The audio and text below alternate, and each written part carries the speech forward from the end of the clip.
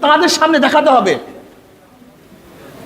শুধু এক ক্লাসে নয়, 10 পর্যন্ত প্রত্যেকটা ক্লাসে এরকম নৃত্য করতে হবে, তোমাকে ড্যান্স দিয়ে দেখাতে হবে প্রত্যেকটা ক্লাসে।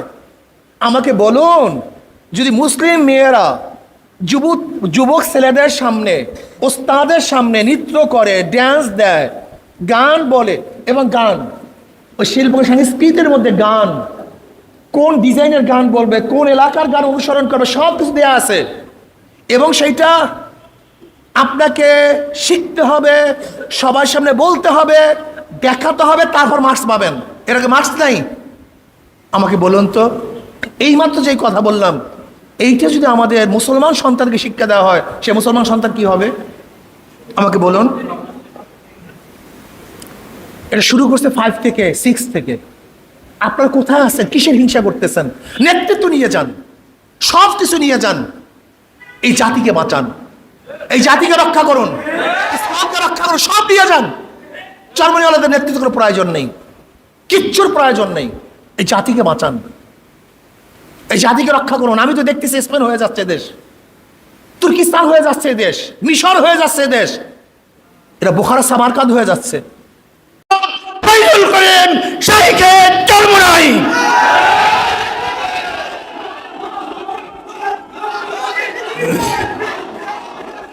আসসালামু আলাইকুম ওয়া রাহমাতুল্লাহি ওয়া বারাকাতুহু। নাহমাদু ওয়া নুসাল্লি আলা রাসূলিহিল কারীম, আম্মা বাদ।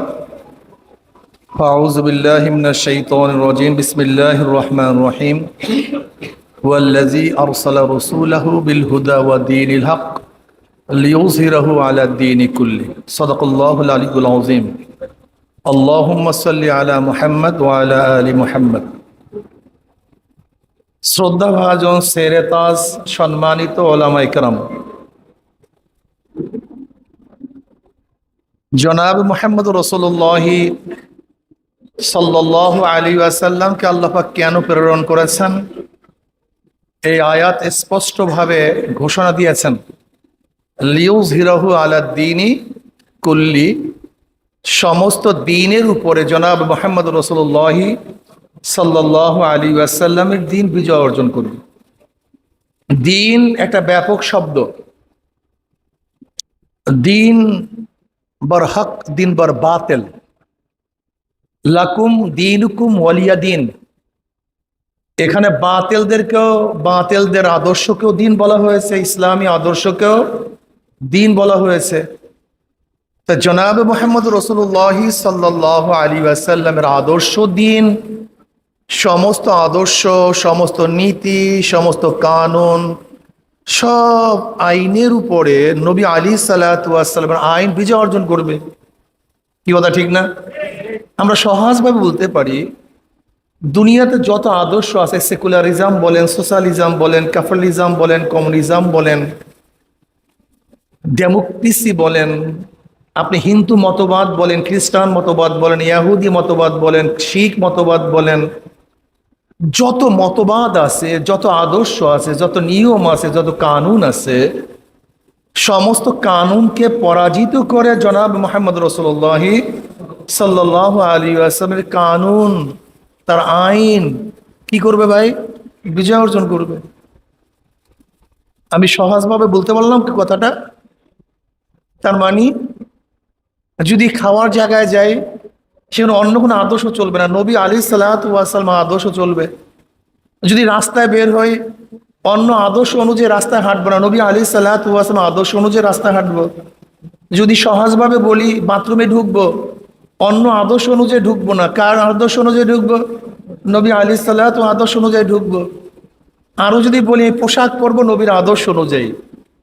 আমি ব্যবসা বাণিজ্য করবো নবীর আদর্শ অনুযায়ী। আমি ম্যাজিস্ট্রেট করে আইন চালাবো কার অনুযায়ী? দেখেন, লিইয়ুযহিরাহু আলা দ্বীনি কুল্লি, এখানে কিন্তু আমাদের গবেষণার বহুত কমতি আছে। আমাদের সমস্যাটা আমি দেখছি তো, আমাদের সমস্যাটা কোথায়? আসলে আমি যেটা দেখছি, আমাকে ভুল হতে পারে, আসলে আমরা দ্বীনের তর্জমা সম্পর্কে অনেকে ওয়াকিফাল না। এবং দ্বীন জিনিসটা কি, ইসলাম জিনিসটা কি, শরিয়াত জিনিসটা কি, নবী কেন আসছেন দুনিয়াতে, এ ব্যাপারে আমাদের গবেষণা খুবই কম। এর কারণটা কি? কম হওয়ার কারণটা কি? দেখেন, চিন্তা ভাবনা, আদর্শ, নীতি, এটা শুধু এলেম দ্বারা পরিবর্তন হয় না। এটা সমাজ, সংস্কৃতি, আদর্শ, পরিবেশের দ্বারা পরিবর্তন হয়। আমি সহজে বলবো, একেবারে আমার কথা সত্যায়নের জন্য আমি কিছু দলিল পেশ করব। আমরা বাংলাদেশে যারা ওলামায়ে দেওবন্দ আছি, বরিশালেও ওলামায়ে দেওবন্দের মাসলাকে পড়াশোনা করি, উত্তরবঙ্গেও পড়াশোনা করি, আমরা ঢাকাতেও পড়াশোনা করি, আমরা নোয়াখালী জোনেও পড়াশোনা করি, সিলেট জোনেও পড়াশোনা করি, চিটাং জোনেও একই সিলেবাসে পড়াশোনা করি। সবাই কি ভাই আহলে দেওবন্দ। কিন্তু আমি যদি প্রশ্ন করি, ঢাকার ওলামায়ে কেরামের মেজাজ আর চিটাংয়ের ওলামায়ে কেরামের মেজাজ কি এক না ভিন্ন? একটু চিন্তা করে দেখেন তো। বাদ দেন, হাটাজারের ওলামায়ে কেরামের মেজাজ, পটিয়ার ওলামায়ে কেরামের মেজাজ এক না ভিন্ন? সিলেবাস কিন্তু মেজাজ। এর কারণটা কি? আপনি দেখবেন সিলেটের ওলামায়ে কেরাম এবং চিটাংয়ের ওলামায়ে কেরামের মেজাজ এক না। বাংলাদেশের ওলামায়ে কেরাম এবং ভারতের ওলামায়ে কেরামের মেজাজ কি এক? ভারতের ওলামায়ে কেরাম এবং পাকিস্তানের ওলামায়ে কেরামের মেজাজ কি এক? সবাই তাহলে দেওবন্দের সিলেবাস অনুকরণ করি, মেজাজের মধ্যে পার্থক্য আসবে কেন? এই প্রশ্ন কি একদিনও করছেন? দেখেন, ভারতের যত ওলামায়ে কেরাম, সমস্ত ওলামায়ে কেরামের বয়ান শুনবে সেকুলার চাই, সেকুলার চাই। আমি যদি বলি আমি সেকুলারিজম চাই বাংলাদেশে, আমাকে তো কাফের ফতোয়া দিবেন, আমাকে তো বলবেন এটা সবচেয়ে বড় কাফের। কিন্তু আপনি দেখবেন ভারতের সমস্ত ওলামায়ে কেরাম কি চায়? আমরা সেকুলারিজম চাই, সেকুলারকে প্রতিষ্ঠিত করতে চাই। প্রত্যেকের বয়ানের মধ্যে আপনি দেখবেন সেখানে সেকুলার প্রতিষ্ঠিত করতে চায়, আর আমরা সেকুলার বিরোধিতা করতেছি। এর কারণটা কি? তাদের দেখবেন পুরা ভারতের ওলামায়ে কেরামের মেজাজের মধ্যে, বয়ানের মধ্যে হেফাজত, আমরা আজাদি চাই, আমরা নিরাপদে ধর্ম পালন করতে চাই, নিরাপত্তা চাই। সমস্ত ওলামায়ে কেরামের মেজাজকে আমরা কি চাই? নিরাপত্তা চাই। আমরা কি চাই? আজাদি চাই, আমরা ধর্মীয় স্বাধীনতা চাই। এই কথা কেউ বলে না আমরা ইসলামী রাষ্ট্র কায়েম করতে চাই ভারতের মধ্যে, কেউ না বলে না কেউ। আবার পাকিস্তানের ওলামায়ে কেরাম দেখবেন তারা বলে কি ইসলাম হুকুমত চাই। এর কারণটা কি? আমাদের দেশের একদল ওলামায়ে কেরাম আছেন যারা হুকুমত চাওয়াটাকে নাজায়েজ মনে করে, আবার আর একদল মনে করতেছেন হুকুমত লাগবে, অথচ সিলেবাস সবাই একই পড়াশোনা করতেছি।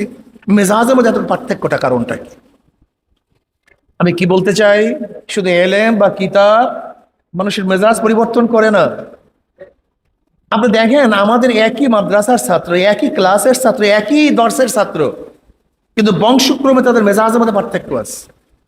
বংশের মধ্যে কি আছে ভাই? মেজাজের মধ্যে পার্থক্য আছে কি নেই? আসলে মেজাজটা কিভাবে তৈরি হয় এটা আপনাকে বুঝতে হবে। আমাদের হোসাইনী সাহেব রহমতুল্লাহ আলাইহি একটা বয়ান করছেন, তার বিবাহের ঘটনা বলছিলেন, আজও মনে পড়ে কথাটা। তিনি তার এক ছাত্রকে, তার ওস্তাদ হোসাইনী সাহেব রহমতুল্লাহ আলাইহিকে পান কেনার জন্য টাকা দিছিলেন, অল্প পয়সা, 8 আনা পয়সা, আমার যতটুকু মনে পড়ে। এই ঘটনা অনেক জায়গায় বয়ান করছেন তিনি। তো হুজুর বলছে এই পান নিয়ে আস। তো হোসাইনী সাহেব রহমতুল্লাহ আলাইহি তিনি বাজার থেকে খুব ভালো পান নিয়ে আসছেন। এখন হুজুর বলতেছেন তোমাকে যে পয়সা দিছি এতে তো এত ভালো পান পাওয়ার কথা না। হুজুর আপনি যে পয়সা দিচ্ছেন তাতে ভালো পান পাই না, কিন্তু আপনার জন্য খারাপ পান আনবো এটা আমার কাছে ভালো লাগে নাই। এই জন্য আমার পকেট থেকে কিছু পয়সা পুরাইয়া তারপর আপনার জন্য পান নিয়ে আসছি। হোসাইন সাহেব রহমতুল্লাহ বলেন তখন উস্তাদ সিদ্ধান্ত নিছে এই ছেলেটার রুচি আছে, এই ছেলের কাছে আমার মেয়ে বিবাহ দেবে। ওই হুজুরের মেয়েকে ওই হোসাইন সাহেব রহমতুল্লাহর কাছে বিবাহ দিয়েছিলেন ওই একটা ঘটনার কারণে। নিশ্চয়ই আপনারা বুঝতে পেরেছেন আমি কি বলতেছি। দেখেন পরিবেশ, পরিস্থিতি আমাদের মেজাজের মধ্যে আসমান জমিন পার্থক্য করে দেয়। যেমন একটা ছেলের হঠাৎ একটা হোঁচট খাওয়ার কারণে তার গোটা জিন্দিগি চেঞ্জ হয়ে যায়, এরকম হয় কি হয় না? আমাদের ওলামায়ে কেরামের মেজাজটা কি? আমাদের ওলামায়ে কেরামের মেজাজ হলো পঠন পাঠন। আমরা এতদিন পড়ছি, এখন পড়াবো, একটা মাদ্রাসা করব, আমরা মনে করি দিনের খেদমত এতটুকু যথেষ্ট, এর বাইরে দিনের কোনো খেদমত নেই। যদি আমি আলেম সাহেবকে বলি ওস্তাদ জি শ্রদ্ধা ভাজন দেখেন, নবী আলাইহিস সালাতু ওয়াস সালাম আদর্শ, সমস্ত আদর্শ বিজয় অর্জন করবে, কিন্তু ম্যাজিস্ট্রেট করে তো ইসলামী আদর্শ চলে না, সেখানে তো ইংল্যান্ডের আদর্শ চলে, সেখানে আপনি বিজয় করেন না কেন? জজ করতো আপনার ইসলামী নিয়ম অনুযায়ী বিচার হয় না, আপনি সেখানে পরিবর্তন করেন না কেন? যদি বলি হাইকোর্টে তো আপনার কোনো কাজই চলে না, সেটা পরিবর্তন করেন না কেন? সুপ্রিম কোর্টে কেন করতেছেন না? আজকে ব্যবসা বাণিজ্যের মধ্যে, লেনদেনের মধ্যে, আচরণের মধ্যে সব কিছু বাদ দেন, আপনি যে বিবাহ করতেছেন, আপনার মেয়ে বিবাহ দিচ্ছেন, সেখানেও তো ইসলামী আদর্শকে অ্যাপ্লাই করতে পারতেছেন না, পারতেছেন না। আমি আমার মেয়েকে বিবাহ দেব, আমি আমার মেয়েকে যখন ইচ্ছা তখন বিবাহ দিতে পারি, এটা আমার ইসলাম বলছে, আমাকে ইসলাম আমাকে অধিকার দিছে। কি দিতে পারি কি পারি না? ছোট অবস্থা আমার মেয়েকে বিবাহ দিতে পারি, ইসলাম আমাকে অধিকার দিছে। লেকিন বাংলাদেশের রাষ্ট্র আমাকে অধিকার দেয়নি। যদি আমার মেয়ের বয়স 16 হয়, বিবাহ দেয়, কাবিননামা করি না, যখন 18 হয় তখন কাবিননামা করি, করতে পারি না। অথচ ইসলাম আমাকে অধিকার দিছে, কিন্তু রাষ্ট্র আমাকে অধিকার দেয়নি। তালাকের অধিকার ইসলাম আমাকে দিছে, রাষ্ট্র আমাকে দেয়নি। ইসলাম আমাকে এই বিষয়ের উপরে, পারিবারিক জিন্দিগির উপরে অনেক কানুন দিয়েছে, কিন্তু রাষ্ট্র সেই সমস্ত কানুন থেকে আমাকে মাহরুম করেছে। একদিনকে জিজ্ঞাসা করছেন, একদিনকে চিন্তা করছেন এটা কেন হচ্ছে, এটা কেন করতেছি? একদিনও চিন্তা করি নাই। সবচেয়ে বড় ব্যাপারটা হলো ওলামায়ে কেরামের আমকে বাবু ডানকুন্নিস, আমরা আমাদেরকে অনেক বড় মনে করি, আমরা মনে করি অনেক কিছু হয়ে গেছে, আমাদের অনেক শক্তি, কোনো সন্দেহ নেই। কিন্তু আমি যদি প্রশ্ন করি ঐক্য ঐক্য ঐক্য ঐক্য ঐক্যর জন্য পাগল হয়ে গেছে, ধরে নেন আজকে ফেনী শহরে মেয়র নির্বাচনে সমস্ত ওলামায়ে কেরাম ঐক্য হয়েছেন, একসাথে নেমেছেন, তাতে কত ভোট পাবেন? আপনার কত পার্সেন্ট আছেন? আমরা গোটা বাংলাদেশে কত আলেম, আর শুধু জগন্নাথ ইউনিভার্সিটি কত ছাত্র আছে, একদিন চিন্তা করছেন? আপনার গোটা ফেনী জেলাতে কতজন ছাত্র পড়েন মাদ্রাসায়, আর ফেনী জেলাতে প্রাইমারি, হাই স্কুল, কলেজ সহ কত ছাত্ররা পড়তেছে, ছাত্রীরা পড়তেছে? আপনি কি চৌকিদার থেকে শুরু করে প্রধান বিচারপতি পর্যন্ত আপনারা কোথাও আছেন? গোটা মেডিকেল ডিপার্টমেন্টে আপনারা কোথাও আছেন? গোটা ইঞ্জিনিয়ারিং ডিপার্টমেন্টে আপনারা কোথাও আছেন? গোটা প্রশাসনের মধ্যে কোথাও আমরা আসি? আমরা আসি কোথায়? না একটা এমপি আসি, না একটা মিনিস্টার আছে, না একজন চেয়ারম্যান, না একজন ইউপি চেয়ারম্যান, না উপজেলা চেয়ারম্যান। এরপর আমাদেরকে অনেক বড় মনে করি, অনেক বড় মনে করি। যেরকম কুয়ার ব্যাঙ নিজেকে অনেক বড় মনে করে, যেহেতু সে কুয়াই দেখছে, সাগরের দিকে লক্ষ্য করে নাই, ঠিক আমরা কুয়ার দিকে লক্ষ্য করি, দেশের দিকে লক্ষ্য করি না। যদি দেশের দিকে লক্ষ্য করতাম তাহলে ভাবতাম আমি কোথায় আছি, কেন মারামারি করতেছেন, কেন হিংসা করতেছেন? আমরা তো বলছি ভাই নেতৃত্ব আপনারা নিয়ে যান, আল্লাহর কসম চরমনিওয়ালার নেতৃত্বের জন্য কাজ করেন, আরে ভাই বিশ্বাস করেন, নেতৃত্ব আপনারা নিয়ে যান। আপনারা কিসের হিংসা করতেছেন? আপনি জানেন পার তলে মাটি নেই? আপনার কি খবর আছে ইরাকের মধ্যে গোটা দুনিয়ার মধ্যে সবচেয়ে বেশি এলেম ছিল, আহলে এলেম সেখানে ছিল, কিন্তু হালাকুকা চেঙ্গিস খা 10 লক্ষ মুসলমানদের মাথা দিয়ে মিনার ঘুরছে, ইউফ্রেটিস টাইগ্রিস নদী সমস্ত রক্তে লাল হয়ে গেছে।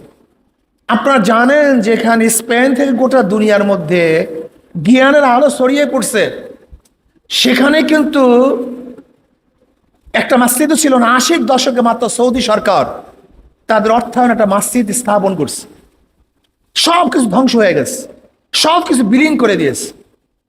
আপনি কি জানেন যে তুর্কিস্তানের মধ্যে 750 বছর পর্যন্ত মুসলমানের শাসন ছিল, যেটাকে আমরা শেষ খেলাফত মনে করি, যদিও খেলাফত না, মুসলমানের শাসন। সেখানে কামাল পাশা ক্ষমতা আসার পরে এমন কোন আলেমের বাড়ির গাছ নাই যে গাছের মধ্যে একজন আলেমকে হত্যা করা হয়নি, সমস্ত আলেমকে হত্যা করছে। সাগরের মধ্যে সমস্ত আলেমদেরকে জাহাজের মধ্যে তলিয়ে দিয়েছে, বোরখা পরা নিষেধ করছে।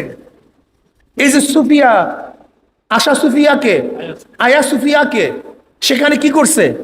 সেটাকে ক্লাব বানায় দিছে, হাজারো মসজিদকে ধ্বংস করে ফেলছে কামাল পাশা। বোরকা পরা নিষেধ করেছে। আপনি কি জানেন সেখানে মাদ্রাসা বন্ধ করে দিয়েছে, আলেমদেরকে তাড়িয়ে দিয়েছে। অথচ 750 বছর পর্যন্ত মুসলমানের সেখানে শাসন ছিল। যে মিশরের মধ্যে হাজারো নবীদের জায়গা, সেই মিশরের অবস্থা কি? দাঁড়িয়ে রাখে এখন নিষেধ, দাঁড়িয়ে রাখে চলতে পারে না। আপনি কি জানেন বাংলাদেশের অবস্থাটা কি? সিলেবাস কি করছে বর্তমানে? এই সিলেবাস অনুযায়ী কোন মুসলমান সন্তান যদি পড়াশোনা করে সে নাস্তিক হতে বাধ্য, নাস্তিক হবেই হবে। সেখানে সম্পূর্ণভাবে সহশিক্ষা নয়, শুধু সহ অবস্থান শিক্ষা দেওয়া হচ্ছে। বইয়ের মধ্যে যদি লেখে যে তোমার আম্মুর চুমা তুমি ভাবে স্বেচ্ছা গ্রহণ করলেও বন্ধুর চুমা যদি গ্রহণ নাও করো, হাত ধরে হাঁটতে তো অসুবিধা নেই, এটা শিক্ষা দেওয়া হচ্ছে একটা মেয়েকে। যদি স্কুলের মধ্যে উস্তাদ পড়ায় যে তুমি তোমার বন্ধুর হাত ধরে হাঁটতে পারো, এতে কোনো অসুবিধা নাই, আমাকে বলুন তো আর লাগে কি? আমাকে বলুন। সেখানে জানেন কি শিক্ষা দেওয়া হচ্ছে বর্তমানে? আমরা অনেকেই জানি না, ওলামায়ে কেরাম। আমার কলিজা ফেটে যায়। শুধু হিংসা, হাসাদ, গীবাত, শিকায়েত, নিজেকে বড় মনে করেন। আপনি কোথায় আছেন? আপনার পাঁচতলে কি মাটি আছে আপনি জানেন? আজকে শিল্প সংস্কৃতির নামে প্রত্যেকটা ক্লাসের মধ্যে জ্ঞান শিক্ষা দেওয়া হচ্ছে, প্রত্যেকটা ক্লাসের মধ্যে বাধ্যতামূলক, শুধু থিওরিক্যাল না হযরত। আপনি আশ্চর্য হয়ে যাবেন। যেমন গায়ে হলুদে কিভাবে ড্যান্স দিতে হবে, মাথা কিভাবে নাড়াতে হবে, কোমর কিভাবে ঢুলাতে হবে, এটা থিওরিক্যাল তো পড়াইছে, এই পড়াইলে হবে না। এই নৃত্য করে নাচ দিয়ে ওস্তাদের সামনে দেখাতে হবে। শুধু এক ক্লাসে নয়, 10 পর্যন্ত প্রত্যেকটা ক্লাসে এরকম নৃত্য করতে হবে, তোমাকে ড্যান্স দিয়ে দেখাতে হবে প্রত্যেকটা ক্লাসে। আমাকে বলুন, যদি মুসলিম মেয়েরা যুবক ছেলেদের সামনে, ওস্তাদের সামনে নৃত্য করে, ড্যান্স দেয়, গান বলে, এবং গান ওই শিল্প সংস্কৃতির মধ্যে গান, কোন ডিজাইনের গান বলবে, কোন এলাকার গান অনুসরণ করবে, সব কিছু দেওয়া আছে। এবং সেইটা আপনাকে শিখতে হবে, সবার সামনে বলতে হবে, দেখাতে হবে, তারপর মার্কস পাবেন। এর আগে মার্কস নাই। আমাকে বলুন তো, এইমাত্র যে কথা বললাম, এইটা যদি আমাদের মুসলমান সন্তানকে শিক্ষা দেওয়া হয়, সে মুসলমান সন্তান কি হবে? আমাকে বলুন। এটা শুরু করছে 5 থেকে 6 থেকে। আপনার কোথায় আছেন? কিসের হিংসা করতেছেন? নেতৃত্ব নিয়ে যান, সব কিছু নিয়ে যান, এই জাতিকে বাঁচান, এই জাতিকে রক্ষা করুন, রক্ষা করুন, সব দিয়ে যান। জার্মানিওয়ালাদের নেতৃত্ব কোনো প্রয়োজন নেই, কিচ্ছুর প্রয়োজন নেই। এই জাতিকে বাঁচান, এই জাতিকে রক্ষা করুন। আমি তো দেখতেছি স্পেন হয়ে যাচ্ছে দেশ, তুর্কিস্তান হয়ে যাচ্ছে দেশ, মিশর হয়ে যাচ্ছে দেশ, এটা বুখারা সামারকান্দ হয়ে যাচ্ছে। যে বুখারার মধ্যে ইমাম বুখারীর জন্ম, 72 বছর পর্যন্ত সেখানে কোরআন পড়তে পারে নাই, কোরআন শিক্ষা দেওয়া হয় নাই, সব নাস্তিক হয়ে গেছে, সব নাস্তিক হয়ে গেছে। আজকে সৌদির অবস্থা কি জানেন? সেখানে সুন্দরী প্রতিযোগিতা হচ্ছে, বিশ্ব সুন্দরী প্রতিযোগিতা সৌদির মধ্যে। সেখানে মন্দির স্থাপন করা হচ্ছে, সেখানে রামায়ণ পড়াবে, সৌদির সিলেবাসের মধ্যে রামায়ণ ঢুকানো হচ্ছে। আপনি জানেন এই জাতিদের কি করতেছে? আর ওরা কি করছে? আমরা যতটুকু আছে, আমি তো দেখছি আমাদের কোনো শক্তিই নেই। কি শক্তি আছে আমাদের? যারা গবেষক তারা জানে আমাদের কি শক্তি আছে, কি পরিমাণে শক্তি আছে আমাদের। এই ফেনী জেলায় যে কজন পুলিশ আছে, সমস্ত প্রশাসন বাদ দেন, এই পুলিশের সাথে মোকাবেলা করার ক্ষমতা কি আমাদের জেলার কেউ আছে? শুধু পুলিশের সাথে র্যাব, বিজেপি, আর্মি সব বাদ। অথচ আমরা নিজেদেরকে কি মনে করি, কোথায় মনে করি, আসমানে মনে করি, জমিন আমি নিজে জানি না। আজকে মসজিদের মধ্যে, এই হলের মধ্যে বহুত লোক আমরা আছি, এই হলের থেকে বের হন, দেখেন তো আপনার কতজন লোক আছে। ধরেন আজকে এখানে যারা আছি, যদি আক্রমণ করে কয়জন আমার সাথে থাকবেন? এতটুকু চিন্তা কেন করেন না? আমরা কতজন লোক আছি বাংলাদেশের মধ্যে? হ্যাঁ, কয়জন লোক থাকবেন আমার পাশে? কয়জন লোক থাকবেন? কোথায় লোক, কোথায় কি, কোথায় আদর্শ, কোথায় নীতি, কোথায় আমাদের শক্তি? ওয়াইদু লাহুম মাসতাতাতু মিন কুওয়া, শক্তি জোগাড় করো। এই শক্তি কি? জনগণ সবচেয়ে বড় শক্তি। জনগণের চেয়ে কোনো দুনিয়াতে শক্তি নেই। বুলেট, কামান এগুলো কোনো শক্তি না। বলতে পারেন কেন? আপনি দেখেন, ব্রিটিশদের কাছে অস্ত্র ছিল, বুলেট ছিল, কামান ছিল, কিন্তু জনগণ ছিল না, থাকতে পারে নাই। সাদ্দামের কাছে গোটা প্রশাসন ছিল, গোটা ক্যান্টনমেন্ট তার সাথে ছিল, জনগণ ছিল না, থাকতে পারে নাই। প্রেসিডেন্ট গাদ্দাফি লিবিয়ার, সব তার কাছে ছিল, জনগণ সাপোর্ট করে নাই, থাকতে পারে নাই। ঈশ্বর সাহেবের কাছে সব কিছু ছিল, কিন্তু জনগণ ছিল না, ক্যান্টনমেন্ট তাকে রক্ষা করতে পারে নাই। জনগণ সবচেয়ে বড় শক্তি, আপনাকে মনে রাখতে হবে। জনগণ সে বড় শক্তি কিছু নাই। জনগণকে ঐক্যবদ্ধ করেন, জনগণের কাছে যান, জনগণকে বুঝান, জনগণকে দাওয়াত দেন, দেশের অবস্থা বুঝান। সব বেঈমান বানানোর চক্রান্ত চলতেছে, কোনো জায়গায় ইসলাম নেই। আগে ওলামায়ে কেরামকে প্রশাসন যে শ্রদ্ধা করত, তার কেউ ধ্বংস শ্রদ্ধা তাদের মধ্যে নেই। সব নাস্তিক হয়ে যাচ্ছে, সব ধ্বংস হয়ে যাচ্ছে। জানেন প্রশাসনের অবস্থা কি? নীতি ও আদর্শ বলতে কিচ্ছু নেই, শুধু ঘুষ, চুরি আর ডাকাতি ছাড়া কিচ্ছু বোঝে না তারা, সব শেষ। আপনি জানেন বাংলাদেশের এই কয় বছরে 10 থেকে 14 লক্ষ কোটি টাকা বিদেশে পাচার হয়ে গেছে। আজকে দেখেন রিপোর্ট, আজকে আমাদের বাংলাদেশের রিজার্ভের অবস্থাটা কি? $17,000 নিচে চলে আসছে বাংলাদেশের রিজার্ভ। যদি এরকম 14,000-এর নিচে চলে আসে, তাহলে বাংলাদেশের দুর্ভিক্ষ লাগবে, এলসি বন্ধ হয়ে যাবে, আমদানি বন্ধ হয়ে যাবে। খবর আছে আপনার? আমাদের অনেক কিছুই জানা নেই। এখন পর্যন্ত আমাদের বিদেশি যারা শ্রমজীবী আছে, তাদের রেমিটেন্সের মাধ্যমে আমাদের দেশ চলতেছে। এটা বন্ধ হয়ে গেলে কি হবে আমি জানি না। যাই হোক, যারা আছেন, আমি চিন্তা করি নিজেদের মধ্যে নিজেদের এই খোসাখুসি মারামারি, হামকে বাবু ডাঙ্গুন্নিস, এই মাথা থেকে ঝেড়ে ফেলুন। আপনি দেখুন, আমরা যখন মাহফিল করি, অনেকগুলি মাদ্রাসার সাথে একত্রিত হই, মনে করি সব বাংলাদেশটা আমাদের, মনে হয় আমরা সব বিজয় করে ফেলছি। আরে বাবা, তুমি দেখছো তুমি পার্সেন্টেজ কত, তোমার সংখ্যা কত, তোমার শক্তি কত, তুমি কত জায়গায় আসো, তোমার গ্রামের মধ্যে গিয়ে দেখো তুমি কতজন আসো, সব বাদ দাও। তোমার গ্রামের মধ্যে তুমি দেখো তোমরা কত পার্সেন্টেজ আসো। ওলামায়ে কেরামকে বলবো শুধু একটা জায়েজা নেন, আপনার গ্রামের মধ্যে খোঁজ করেন আপনার কত পার্সেন্টেজ আছেন, তাহলে বুঝবেন আপনার শক্তি কি, আপনি কোথায় দাঁড়িয়ে আছেন। আজকে বাংলাদেশের হক্কানি ওলামায়ে কেরাম আমরা যারা আছি, কোন এলাকায় আমাদের বিজয় আছে আমাকে বলুন তো। এমনকি ফেনী জেলার হাজারো জায়গায় বিদাতিরা আমাদের সে শক্তিশালী। এমনকি ওই যে হিজবুত তাওহীদ নামে এক ভণ্ড এবং বেঈমানের গোষ্ঠী, তাদের সাথে আমরা মোকাবিলা করতে পারছি না। আমি নিজেদেরকে অনেক বড় মনে করতেছি ভাই। যাই হোক, অনেক কথা বলে ফেলছি, মনের মধ্যে অনেক আফসোস, অনেক দুঃখ। চিন্তা করেন, ভাবনা করেন, আফালা তাতাফাক্কারুন, আফালা তাকিলুন, আফালা তুবসিরুন। তোমাদেরকে চিন্তা নাই, তোমাদের কি আকল নাই? তোমরা কি দেখো না আমরা কোথায় আছি? আসুন, হতাশ হওয়ার কিছু নেই। আমি যে কথাগুলি বলছি, এগুলো হতাশার জন্য বলছি না, স্প্রিয়া সৃষ্টি করার জন্য বলছি। আমরা ঐক্যবদ্ধ হই, খোসাখুসি বাদ দেন, নেতৃত্ব নিয়ে যান, যা পারেন তাই করেন, সবাই ঐক্যবদ্ধভাবে। হিংসা হাসাদ বাদ দেন, হিংসা করিয়া ফায়দা নাই। হিংসার আগুনে আমরা জ্বলে পড়ে শেষ হয়ে যাব, আর কাফেররা হাসতে থাকবে। হিংসার আগুনে আমরা জ্বলে পড়ে সারকার হয়ে যাই, আর বাতির জায়গা জ্বলতে থাকে। যেরকম উই পাকা, তারা বাতিকে হিংসা করে বাস তার কাছে যায়, তোকে নিভে ফেলবো, অথচ উই পাকা বাতিকে নিবাতে পারে না, নিজে ধ্বংস হয়ে যায়। ঠিক আমরা হিংসা করে আমরা আমাদেরকে নিবাতে যাই, আসলে আমরা কাউকে নিবাতে পারি না, বরং নিজেরা সব পুরে ধ্বংস হয়ে যায়, সারকার হয়ে যায়। আসুন ঐক্যবদ্ধ হই, ঐক্যবদ্ধ কলবি ঐক্যবদ্ধ হই, কলবি ঐক্যবদ্ধ হই, চিন্তা ভাবনার ঐক্যবদ্ধ হই, আদর্শের ঐক্যবদ্ধ হই। স্টেজ ভিত্তিক ঐক্যবদ্ধ কোনো লাভ নেই। দেশ নিয়ে চিন্তা করুন, শুধু মাদ্রাসা নিয়ে চিন্তা করলে আপনি ভাবিয়েন না মাদ্রাসা স্থায়িত্ব হবে। আর ইসলাম তো শুধু 1 বছরের জন্য আসে নাই, 100 বছরের জন্য আসে নাই, কিয়ামতের আগ পর্যন্ত ইসলাম আসছে। আপনি ভাবিয়েন না আপনার এই যুগই শেষ, আপনার নাতির যুগই শেষ, তা না। হাজারো বছর ইসলাম চলতে থাকবে, হাজারো বছর, লক্ষ বছরের চিন্তা করে আমাদের সামনে কদম বাড়াতে হবে। কাজে আল্লাহ পাক আমাকে এবং আমাদের সবাইকে এই জাতির ঐক্যবদ্ধ হওয়ার তৌফিক দান করুন। আমার এই না ইল্লাল বালাক, আল্লাহুম্মা আমিন।